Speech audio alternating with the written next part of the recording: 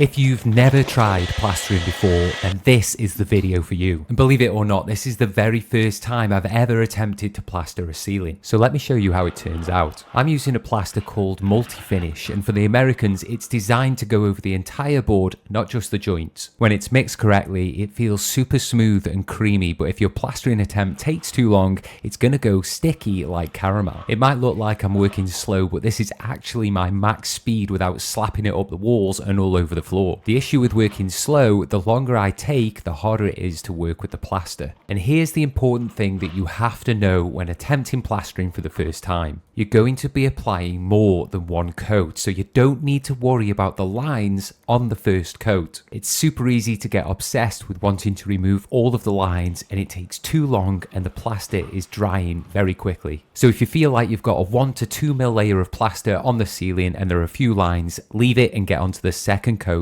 like I'm doing here. This is the part that everybody is scared of. This is where you've got to get it flat and smooth. Because you're applying your plaster to an already damp surface, this will give you a bit more time to apply the plaster. But this is where the secret weapon comes out. And honestly, I don't know why these aren't talked about more than they are. Immediately after applying the second coat of plaster, whilst it's still wet, I get the X-skim out. This is like a big spatula that instantly flattens the surface of the plaster. Without this, there's no way I'd have done a good job on this ceiling. Once you've got it completely flat and you've removed most of the lines, you can wait until it goes just past sticky, so it's firm to touch, and then you can go over it one more time with the trowel. This will remove any of the finer lines from the surface. Once it's dried even further, you can go over it once again with a trowel just to get any of the really small imperfections out. Completing this project felt like a huge step forward on my renovation journey. Hopefully it helps you take your next step.